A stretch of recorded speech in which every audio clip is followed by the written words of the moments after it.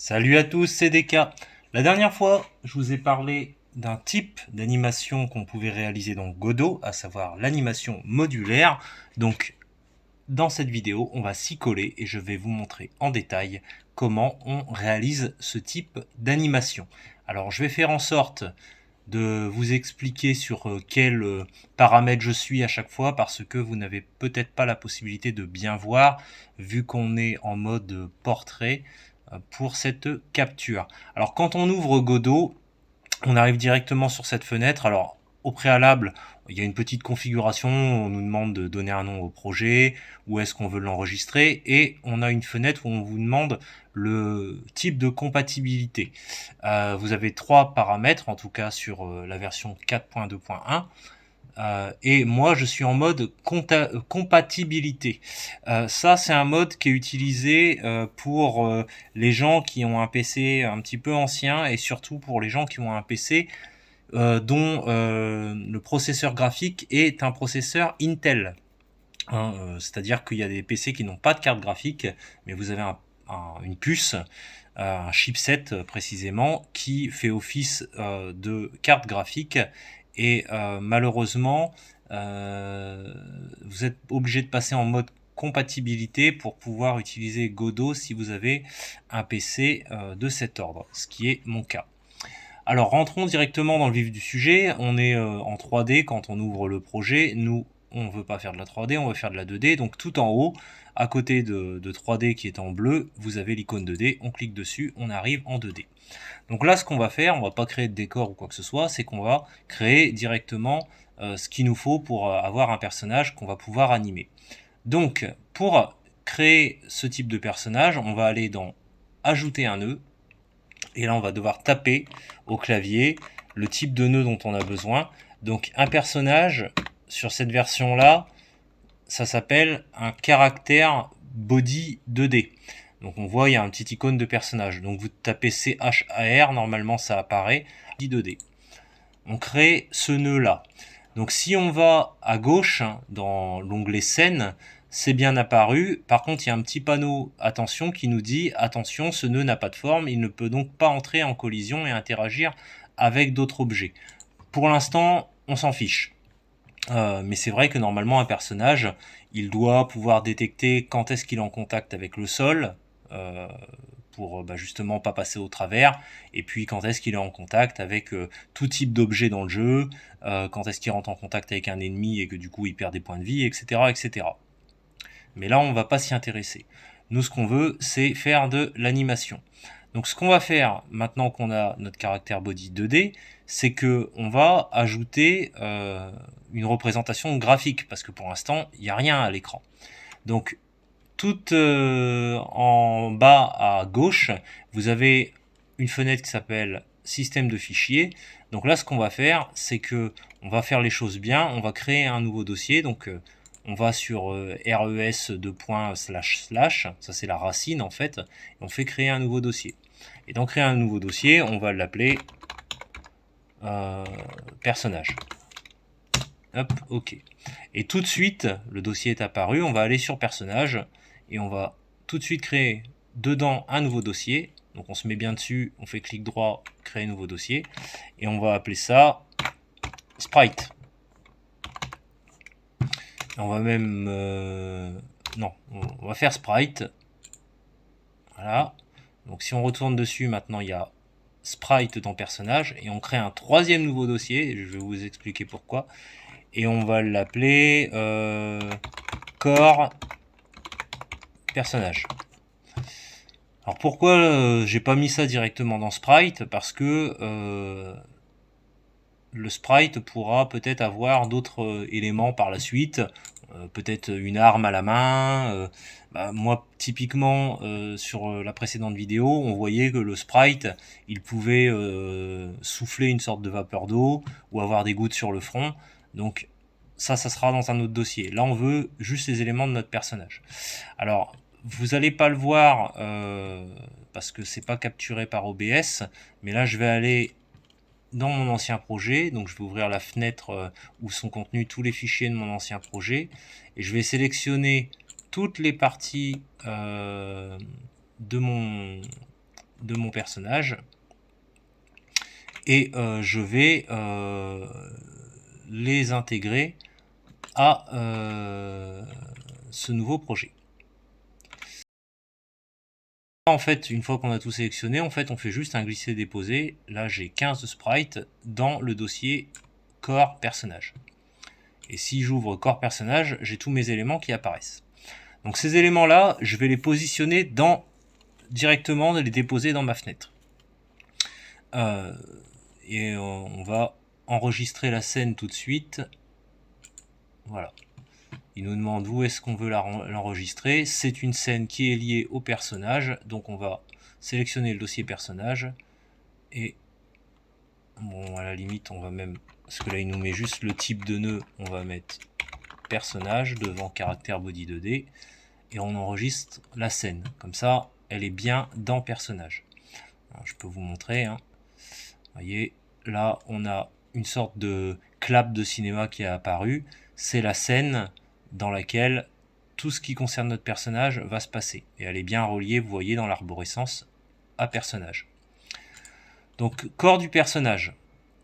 Corps du personnage, on va maintenant déposer les différents éléments au centre de notre scène. Alors, il y a deux choses. Il y a la scène et ce qui va apparaître ici en haut à gauche dans la scène aussi, mais de façon, on va dire, formelle, de façon non graphique. L'important, dans un premier temps, c'est surtout comment ça va être mis en place d'un point de vue graphique. Donc il faut d'un point de vue non graphique, pardon. Donc ici à gauche.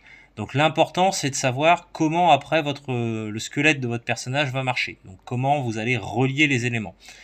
Moi, par principe, j'ai tendance à faire en sorte qu'on ait d'abord un bassin auquel est rattaché un torse, auquel est rattaché une tête.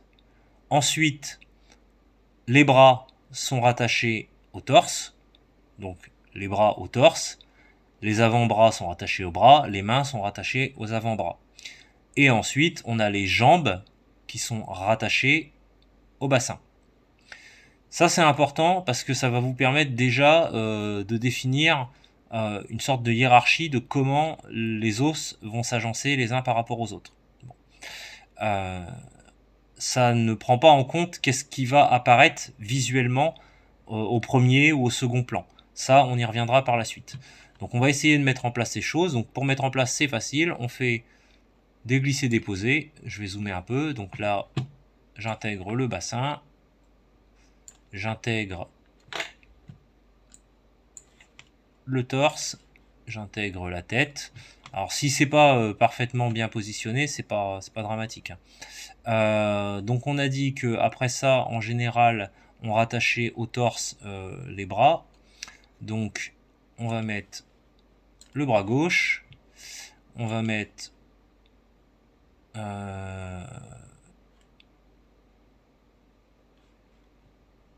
je vais mettre tous les éléments du bras gauche tout de suite. Donc j'ai le bras gauche, j'ai l'avant-bras gauche et on va mettre la main gauche. Ensuite, on va faire la même chose pour le bras droit, l'avant-bras droit et la main droite. Et puis, on va faire les choses pour les jambes. Donc, la jambe gauche, donc elle est constituée d'une cuisse. Alors moi, j'ai appelé ça jambe gauche, mais ça serait plus correct d'appeler ça cuisse gauche. Mollet gauche. Pied gauche. Pied gauche qui a un petit souci, je reviendrai dessus à un moment ou à un autre pour vous expliquer quel est le souci. La jambe droite, donc là tout est dirigé dans le même sens. Hein.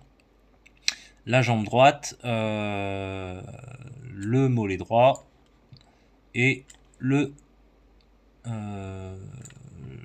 pied droit. J'ai failli insérer un nouveau mollet gauche. Donc là on a tous les éléments. Ce qu'on peut faire dès maintenant, ces éléments-là, ils vont être positionnés de façon verticale. On va d'abord faire un personnage dans une position statique.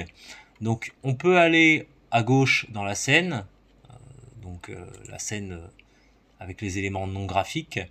Et on peut sélectionner tous les éléments qu'on va faire une rotation de façon à ce qu'il soit à la verticale.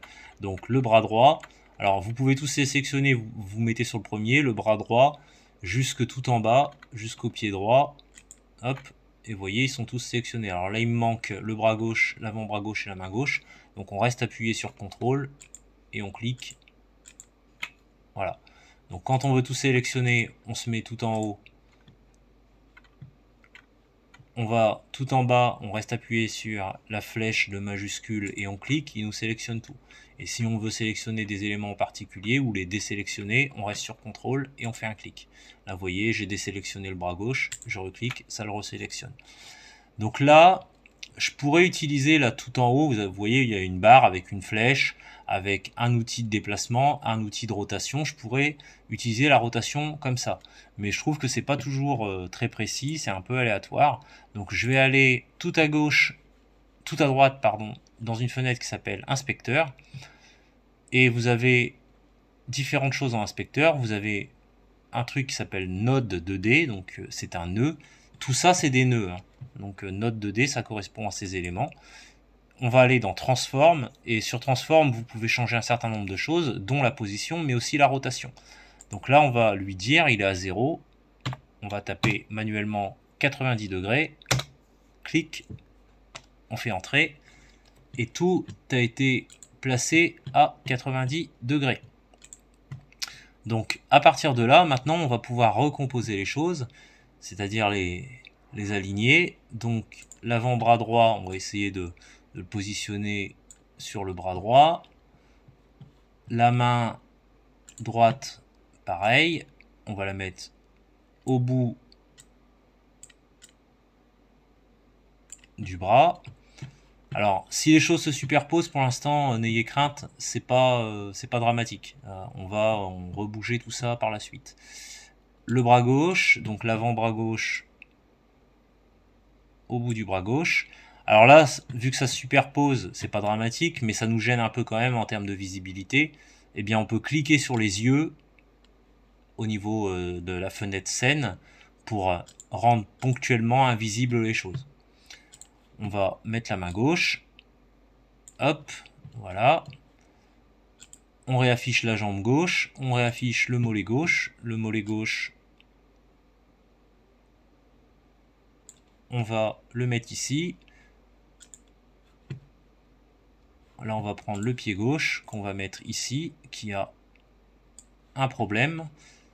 Il en a même deux, donc je vais déjà essayer d'en résoudre un tout de suite. La jambe droite, on va la laisser comme ça. On va positionner le mollet droit et on va positionner le pied droit.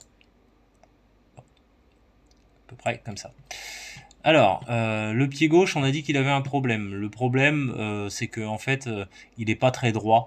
Donc en termes de position à l'arrêt, ça va pas être tip top.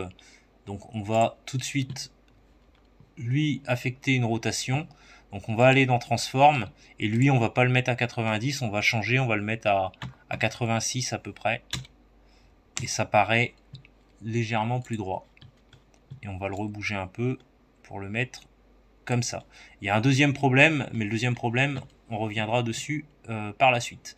Donc là, on a notre bonhomme, et ce qu'on va faire, c'est qu'on va commencer à réassembler les choses de façon à ce que ce soit un peu plus correct.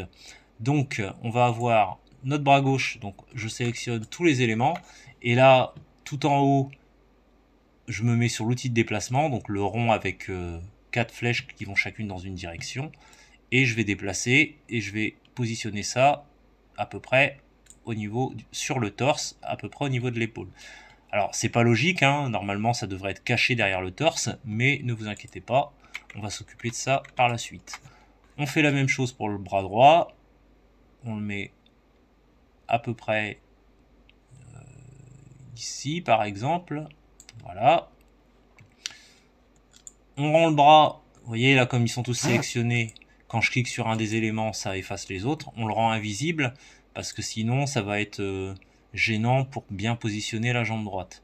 Donc là je prends tous les éléments de la jambe droite, donc jambe droite qui est constituée d'une cuisse, d'un mollet et d'un pied droit. Je le mets ici au niveau du bassin.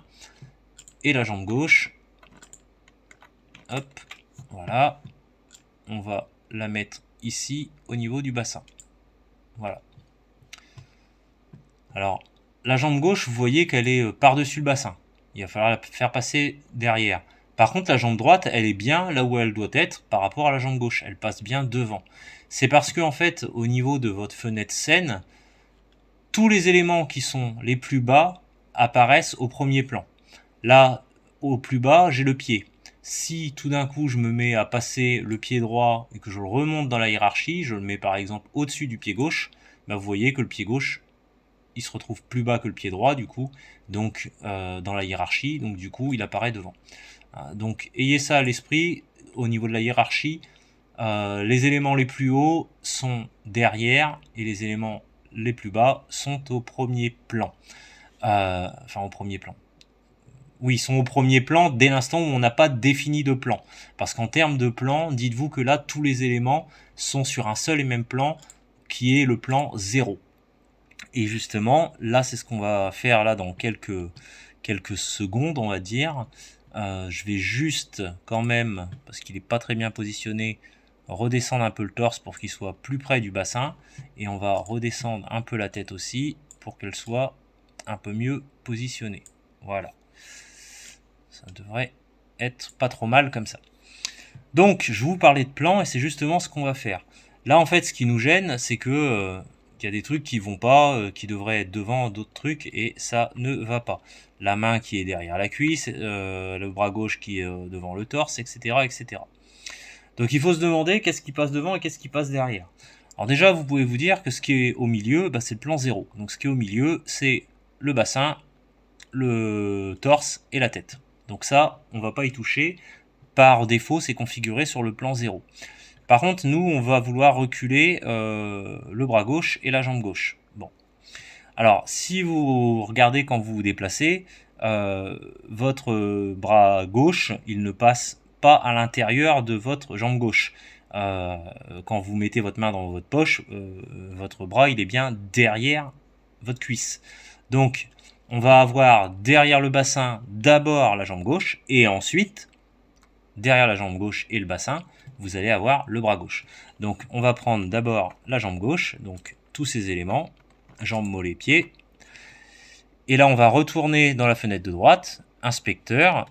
Tout à l'heure on avait été dans transform, là on va aller dans un autre onglet, il y a canvas item, et là on va aller dans l'onglet ordering.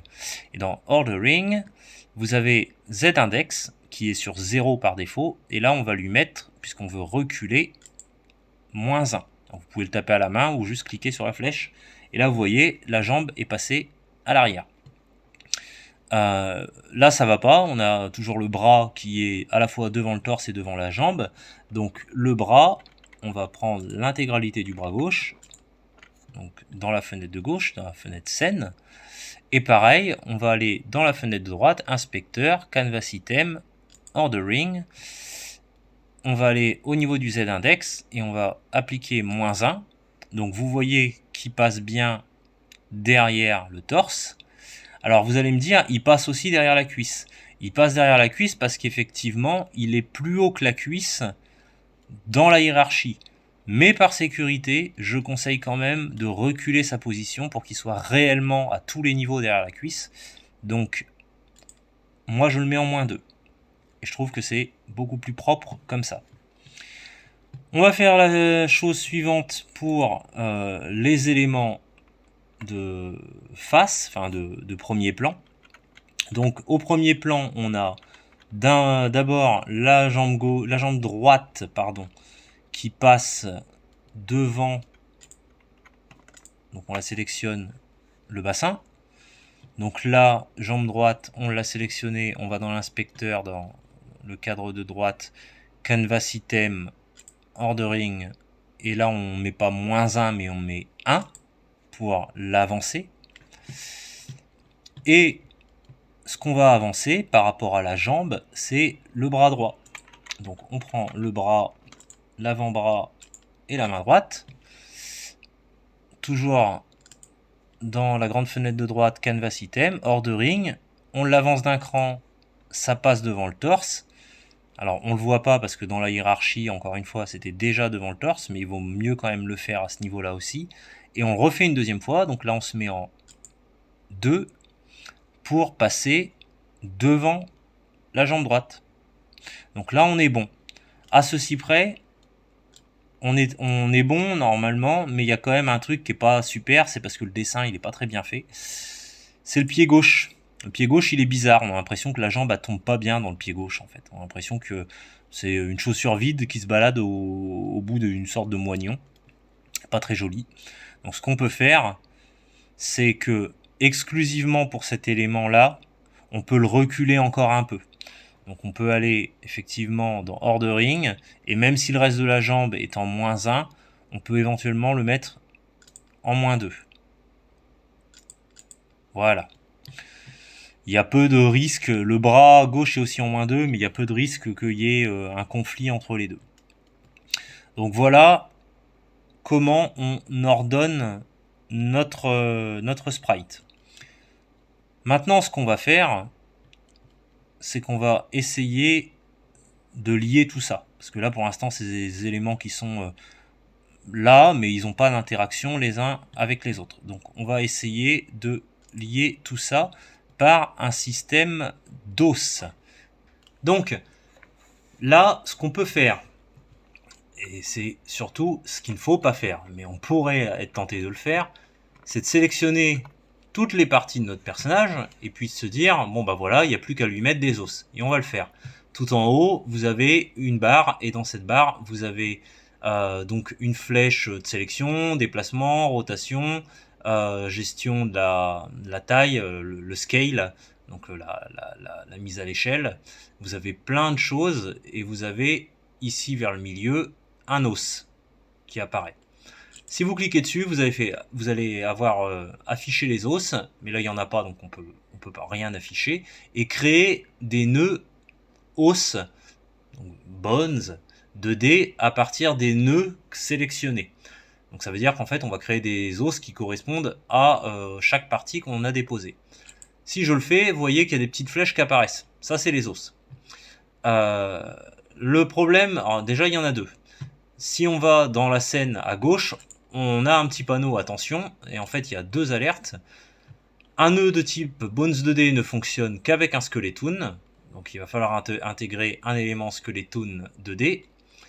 Et en plus, il n'y a pas de position de repos qui est définie.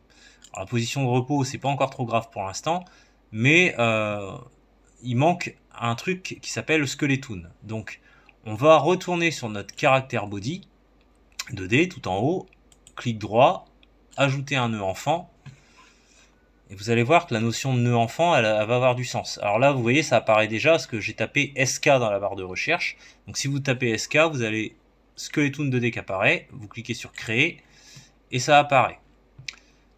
L'erreur, le panneau il est toujours là et il y a toujours les deux erreurs. Pourquoi? Parce que tout ça c'est hors du squelette. Donc si on sélectionne tout et qu'on met tout ça dans le squelette, vous voyez qu'il n'y a plus le petit point d'exclamation rouge. Maintenant, il n'y a plus qu'une seule erreur. L'os ne dispose pas de position de repos. Donc c'est déjà mieux. Mais il y a quand même un souci. Le souci, c'est que si je prends par exemple l'os de la tête, hop, donc deux têtes bis, parce que en fait, ça s'appelle tête bis dans mon fichier, bones 2D, et que je déplace, alors ça marche. Là, je suis en mode rotation, ça marche. Si je déplace, ça marche. On voit bien que, là je fais CTRL Z pour remettre en place, que ça fonctionne. L'os il est bien rattaché à la tête. Par contre, vous allez voir qu'il y a un souci. Parce que si je me mets sur l'os du torse, et que je déplace le torse, alors certes, il est bien rattaché au torse, mais par contre, mon squelette il marche pas. Normalement, en déplaçant le torse, il devrait y avoir les bras et la tête qui viennent avec, à minima. Donc il y a un souci. Et le souci vient de quoi? Eh bien, il vient du fait qu'il ne faut pas créer les os comme ça. Donc, je reviens volontairement en arrière, donc CTRL Z, et si on a fait un CTRL Z de trop, on fait CTRL plus la flèche majuscule et Z, et voilà, parce que vous voyez, j'avais annulé mon pied gauche en arrière-plan. Donc pourquoi ça marche pas? Eh bien c'est parce qu'il faut créer un système d'enfant. La notion d'enfant, et là, va prendre tout son sens. L'enfant, ça veut dire que vous allez insérer certains trucs dans d'autres trucs, de façon à ce que le truc qui est inséré dans le truc précédent va hériter des propriétés du précédent. Donc je vous montre, ça va être plus concret. Donc là, à gauche dans la scène, vous voyez, on a le bassin. Nous, ce qu'on veut, c'est que notre bassin, il soit un peu à la base de tout. Donc tout ce qui va être en dessous du bassin va devoir hériter des propriétés du bassin. Donc on veut par exemple que notre torse hérite du propriété du bassin. Donc on prend notre torse et on le fait glisser dans le bassin. Et donc là, il devient enfant du bassin. Ensuite, on veut que notre tête, elle hérite des propriétés à la fois du bassin, mais aussi de celles du torse. Donc on va glisser notre tête, non pas directement dans le bassin, mais dans le torse. Voilà. Par contre, nos bras, eux, on veut pas qu'ils héritent de la tête. Donc nos bras, on va faire en sorte que eux, ils héritent du torse. C'est-à-dire quand on bouge le torse, les bras héritent des propriétés de mouvement qui sont affectées au torse. Donc les bras, on va les glisser dans le torse. Cependant, on peut déjà faire dès maintenant, faire en sorte que la main, elle va hériter des propriétés de l'avant-bras, donc on la rend enfant de l'avant-bras, et notre avant-bras gauche, on le rend enfant de notre bras gauche. Et là, on a une hiérarchie avec un bras gauche qui a pour enfant un avant-bras gauche et un avant-bras gauche qui a pour enfant une main gauche. Et eux-mêmes sont enfants du torse. Voilà. Je ne replie pas volontairement, ça fait un arbre un peu complexe, mais je ne replie pas volontairement parce qu'après on va resélectionner tout ça. Pour le bras droit, on fait la même chose.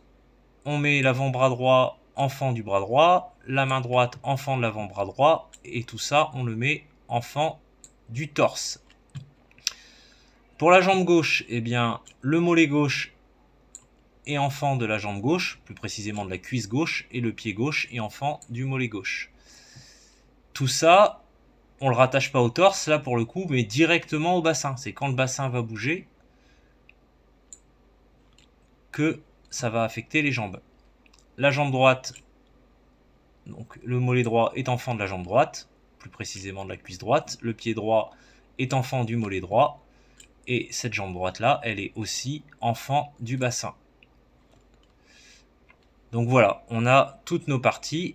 Et là, maintenant, on va pouvoir réellement créer des os corrects en sélectionnant l'intégralité et en cliquant sur os, créer avec des nœuds 2D. Et là, on va voir que dès l'instant, on va prendre l'os du torse. Hop. Si je bouge l'os du torse, il y a bien tout qui vient avec. Si je fais une rotation, le corps est bien affecté. Donc voilà, c'est une vidéo qui avait pour but de vous présenter dans un premier temps comment on place les choses et les os. J'espère que ça vous aura plu et on verra la suite dans une prochaine vidéo. Sur ce, je vous dis à bientôt. Salut!